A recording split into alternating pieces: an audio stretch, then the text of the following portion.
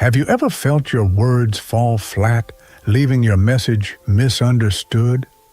Whether it's a presentation, a job interview, or a casual chat, clear communication can make all the difference. Speak Smart, How to Speak with Confidence and Clarity, is your guide to mastering the art of speaking with confidence, clarity, and impact. Let's unlock the secrets together. Communication is the backbone of every relationship, career, and opportunity. Yet, many of us struggle to express our thoughts clearly, leaving our potential untapped. This audiobook isn't about fancy words or speaking like an actor. It's about speaking with clarity, confidence, and purpose.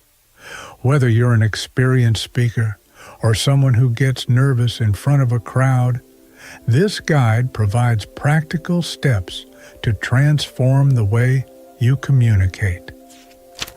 Chapter 1. What is articulate? Articulating isn't about using big, complicated words or sounding like a professor. It's about expressing your thoughts in a way that's clear, easy to understand, and confident. Think of it like this. If your ideas are a picture, being articulate is the frame that makes them stand out and look complete. The goal is to make sure your message reaches others exactly as you intend it to. One of the biggest challenges people face when trying to be articulate is overthinking. When we worry too much about how we sound or what others might think, we end up stumbling over our words or saying things that don't make sense. The key is to relax and focus on the message you want to share, not on how you're saying it. Another common issue is not having the right words to express yourself. If your vocabulary is limited, it can feel like you're trying to paint a picture with only a few colors. But here's the good news. Vocabulary can be improved over time. You don't need to learn every word in the dictionary. Just focus on words that are useful and relevant to your daily life. Being articulate is a skill, not something you're born with. It takes practice, patience, and a willingness to learn. Whether you're speaking to one person or a crowd, the ability to communicate clearly and confidently can open doors and create opportunities. Chapter 2. The Power of a Strong Vocabulary. Words are the tools we use to share our thoughts, ideas, and feelings. Just like a carpenter needs the right tools to build something great, we need the right words to communicate effectively. A strong vocabulary is like having a well-stocked toolbox. It gives you more options to express yourself clearly and precisely. But building your vocabulary doesn't mean memorizing every word in the dictionary. It's about learning words that are useful and relevant to your everyday life. One of the best ways to expand your vocabulary is through reading. Whether it's books, articles, or even well-written blogs, reading exposes you to new words in context. This helps you understand not just what the words mean, but also how to use them naturally. For example, if you read a lot about technology, you'll start picking up terms like algorithm or interface without even trying. Another helpful tip is to learn root words. Many English words come from Latin or Greek roots, and understanding these can help you figure out the meaning of unfamiliar words. For instance, if you know that bio means life, you can easily understand words like biology or biography. Using a thesaurus is another great way to find synonyms and add variety to your speech. But the audiobook reminds us not to use big or complex words just to impress others. The goal is to communicate clearly, not to show off. Start by practicing new words in casual conversations, and over time, you'll notice your vocabulary growing naturally. A strong vocabulary not only helps you express yourself better, but also makes you a more confident and effective communicator. Chapter 3. The Art of Listening. Communication isn't just about speaking, it's also about listening. In fact, being a good listener can make you a better speaker. When you truly listen to someone, you gain a deeper understanding of their thoughts and feelings, which helps you respond in a more thoughtful and meaningful way. Listening isn't just hearing words, it's about paying attention to the message behind them. The author introduces the concept of active listening, which means giving your full attention to the speaker without getting distracted. In today's world, this can be challenging. We're often surrounded by distractions like phones, notifications, or even our own thoughts. But with practice, you can train yourself to be more present in conversations.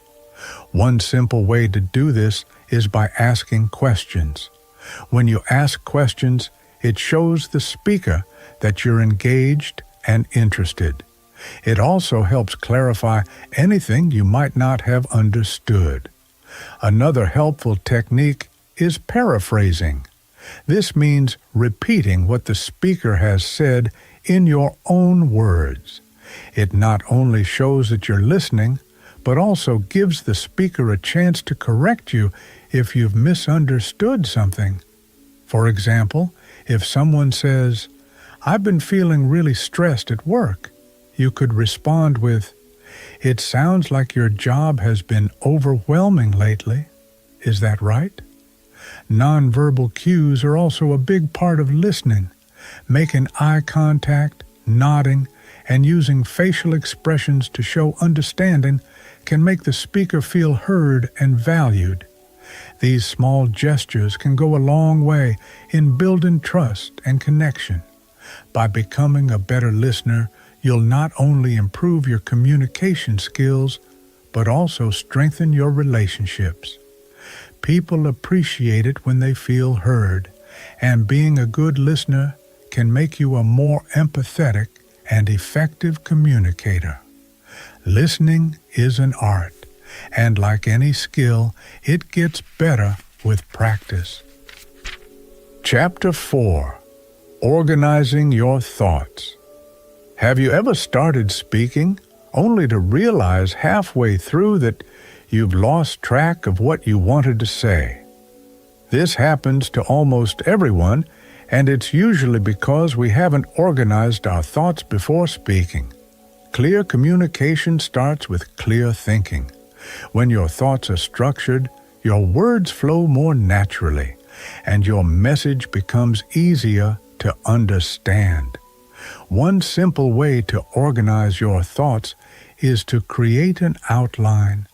This doesn't have to be complicated. It can be a quick mental checklist or even a few notes written down. For example, if you're preparing for a presentation, jot down the main points you want to cover. This helps you stay focused and ensures you don't miss anything important. Another helpful technique is the PREP method. PREP stands for point, reason, example, point. Here's how it works. First, state your main point clearly. Next, explain the reason behind it, why it matters, or why you believe it. Then, give an example to illustrate your point and make it more relatable. Finally, restate your main point to reinforce it. This method is especially useful in situations where you need to think on your feet, like during a meeting, an interview, or even a casual conversation. This book also warns against rambling. When we don't organize our thoughts, it's easy to go off on tangents or include unnecessary details. This can confuse your audience and weaken your message. Instead, focus on being concise. Stick to the key points and avoid overloading your listener with too much information at once. By taking a moment to organize your thoughts before speaking, you'll not only communicate more effectively, but also feel more confident. Whether you're giving a speech, explaining an idea, or sharing a story, a little preparation goes a long way in making your message clear and impactful. Chapter 5. Speaking with Confidence. Confidence is like the secret ingredient that makes your communication more powerful and convincing. When you speak with confidence, people are more likely to listen to you, trust what you're saying, and take your ideas seriously. But here's the thing, confidence doesn't come naturally to everyone, and that's completely okay. The good news is, confidence is something you can build over time with practice and the right mindset. One of the best ways to build confidence is through regular practice. The more you speak, the more comfortable you'll feel. You can start small. Practice in front of a mirror, record yourself speaking, or even rehearse with a friend or family member. If you're looking for a more structured approach, consider joining a public speaking group like Toastmasters, where you can practice in a supportive environment and get feedback from others. Another powerful tool is visualization. Before a big presentation or an important conversation, take a few moments to close your eyes and imagine yourself speaking confidently and effectively. Picture the audience nodding in agreement or responding positively to your words. This mental exercise can help calm your nerves and boost your self-assurance. Your body language also plays a huge role in how confident you appear. Stand tall, maintain eye contact, and use natural gestures to emphasize your points. These small adjustments can make a big difference in how others perceive you and how you feel about yourself. Finally, don't be afraid of making mistakes. Everyone stumbles sometimes, even the most experienced speakers. Mistakes are part of the learning process, and they don't define you. The more you embrace imperfection and focus on progress rather than perfection, the more confident you'll become. Confidence isn't about being flawless. It's about believing in yourself and your ability to communicate effectively. With practice, patience, and the right techniques, you can become a more confident and articulate speaker. Chapter 6. Eliminating filler words. Filler words like and like can sneak into our speech without us even realizing it. While they might seem harmless, they can make you sound unsure, unprepared, or even less confident, even if you know exactly what you're talking about. The good news is, with a little awareness and practice, you can reduce or even eliminate these distracting words from your speech. One of the simplest and most effective techniques is to replace filler words with a pause. Silence might feel awkward at first, but it's actually a powerful tool. A brief pause gives you a moment to gather your thoughts and plan what you're going to say next. It also makes your speech sound more deliberate and thoughtful. For example, instead of saying, I think we should try this approach, you could pause and say, I think we should try this approach. The second version sounds much more confident and polished. Another helpful strategy is to record yourself speaking.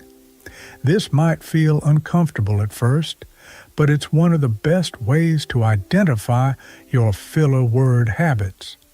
Listen to the recording and pay attention to when and why you use filler words. Are they showing up when you're nervous, unsure, or trying to think quickly? Once you're aware of the patterns, you can work on breaking them. Slowing down your speech can also make a big difference. When we talk too fast, we're more likely to rely on filler words as a way to buy time while our brain catches up. By speaking at a slower, more measured pace, you'll give yourself more time to think and choose your words carefully. This not only reduces filler words, but also makes your speech clearer and easier to follow. Eliminating filler words takes practice, but the effort is worth it. Over time, you'll notice your speech becoming smoother, more confident, and more professional. Remember, it's not about being perfect. It's about making small improvements that add up to big results. Chapter 7. Adapting to your audience. One of the most important skills in communication is knowing how to adapt your message to your audience. What works for one group might not work for another, so it's essential to tailor your approach based on who you're speaking to. Start by understanding your audience's background, interests, and level of knowledge. For example, if you're talking to a group of experts, you can use technical terms and go into detail without worrying about losing them. But if your audience is new to the topic, you'll need to simplify your language, avoid jargon, and provide more context to help them follow along. Empathy is also key. Put yourself in your audience's shoes and think about what they care about or what questions they might have.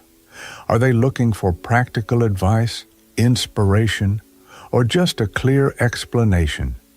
By addressing their needs and concerns, you'll make your message more relatable and engaging. Adapting to your audience isn't about changing your core message.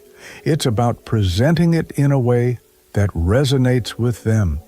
This builds trust, keeps them interested, and ensures your communication is effective. Whether you're speaking to a large crowd or having a one-on-one conversation, understanding your audience is the first step to making a lasting impact. Chapter 8. Practicing Public Speaking. Public speaking is a skill that many people fear, but it's also one of the most valuable abilities you can develop. The audiobook shares practical tips to help you overcome this fear and become a more confident speaker. One of the best ways to start is by practicing in low-pressure environments, like speaking in front of friends, family, or small groups. This helps you build confidence without the stress of a large audience. Using visual aids, such as slides, props, or images, can also make your presentation more engaging and help you stay on track. They give your audience something to focus on and can make complex ideas easier to understand. Another great tip is to involve your audience. Ask questions, share stories, or encourage participation to keep them interested and connected to your message. This not only makes your presentation more interactive, but also helps you feel less alone on stage. The more you practice, the more comfortable you'll become. Over time, you'll notice your nerves fading and your ability to articulate ideas improving. Public speaking is a skill that gets better with experience, so take every opportunity to practice and grow. Chapter 9. Writing to Improve Speaking. Writing and speaking are deeply connected, and working on one can help you improve the other. This book explains that writing forces you to organize your thoughts and choose your words carefully, which can make your speech clearer and more structured. One simple way to practice this is by journaling regularly. Writing about your day, your thoughts, or even your goals helps you process ideas and express them more effectively. Another helpful exercise is editing your writing. When you revise your work, You learn to cut out unnecessary words and focus on what's important. This habit of being concise and precise can carry over into your speaking, making your communication more impactful. Finally, try reading your writing out loud. This not only helps you catch errors or awkward phrases, but also improves your delivery and pacing. It's a great way to practice speaking clearly and confidently, even if you're just talking to yourself. By incorporating writing into your routine, you'll notice your speaking skills improving over time. Writing helps you think more clearly, and clear thinking leads to clear communication. It's a simple but powerful way to become a more articulate speaker. Chapter 10. Overcoming Nervousness. Feeling nervous before speaking is completely normal, but it doesn't have to hold you back. This audiobook shares practical strategies to help you manage nervousness and communicate more effectively. One of the simplest and most effective techniques is deep breathing. Taking slow, deep breaths calms your body and mind, helping you feel more in control. Try inhaling deeply for 4 counts, holding for 4 counts, and exhaling for 4 counts. Preparation is another key to overcoming nervousness. The more familiar you are with your material, the more confident you'll feel. Practice your speech or conversation ahead of time and know your main points inside and out. This reduces the fear of forgetting what to say. Now, try reframing your mindset. Instead of seeing nervousness as a bad thing, think of it as excitement. Both emotions create similar physical reactions, like a racing heart or butterflies in your stomach. But excitement is positive energy you can use to your advantage. Tell yourself, I'm not nervous. I'm excited to share my ideas. By using these strategies, you can turn nervousness into a tool that helps you perform better, rather than something that holds you back. With practice, you'll feel more confident and in control every time you speak. Chapter 11. The Role of Body Language. Your words are important, but your body language speaks just as loudly. This book explains that nonverbal cues, like eye contact, gestures, and posture, can either strengthen or weaken your message. For example, maintaining eye contact shows confidence and helps you connect with your audience, while avoiding eye contact can make you seem unsure or disinterested. Gestures are another powerful tool. Using your hands naturally to emphasize points can make your speech more engaging and dynamic. However, overdoing it or using repetitive movements can be distracting, so aim for gestures that feel natural and purposeful. Posture also plays a big role. Standing or sitting up straight projects confidence and authority, while slouching can make you appear less credible or enthusiastic. Simple adjustments, like keeping your shoulders back and your head up, can make a big difference in how others perceive you. By paying attention to your body language, you can reinforce your words and make your communication more effective. It's not just about what you say, it's about how you say it. Small changes in your posture, gestures, and eye contact can help you appear more confident, credible, and engaging. Chapter 12. Continuous Improvement. Becoming an articulate communicator isn't a one-time achievement. It's a lifelong journey. Author reminds us that there's always room to grow, and the best communicators are those who never stop learning. One of the most effective ways to improve is by seeking feedback. Ask friends, colleagues, or mentors for honest input on your communication style. What are your strengths? What could you work on? Constructive feedback helps you identify areas for growth and refine your skills. Another great way to improve is by observing skilled communicators. Pay attention to how they structure their sentences, use body language, and engage their audience.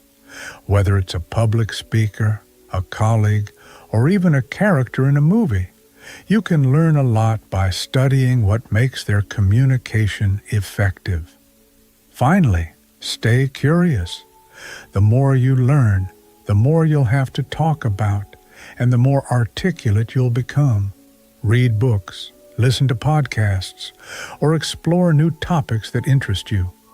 Knowledge fuels conversation, and curiosity keeps your communication fresh and engaging.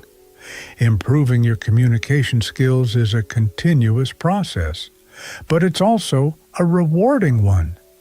By staying open to feedback, learning from others, and nurturing your curiosity, you'll keep growing as a communicator and make a lasting impact in every conversation. So, speak smart. How to Speak with Confidence and Clarity is more than just a book. It's a roadmap to becoming a better communicator. Whether you're looking to improve your public speaking skills, hold more engaging conversations, or simply express yourself more clearly, this guide has something for you. The key takeaway is that articulation is a skill, not a talent. With practice, patience, and the right techniques, anyone can learn to communicate with clarity and confidence. So, what are you waiting for? Start practicing today and watch your communication skills soar. Remember, every great speaker was once a beginner. Take it one step at a time, and soon you'll see the difference in how you connect with others. Thank you for joining us on this journey to better communication. If you enjoyed this summary, don't forget to like, share, and subscribe to Inside the Covers for more insights and tips from the world's best books. Until next time, keep speaking smart.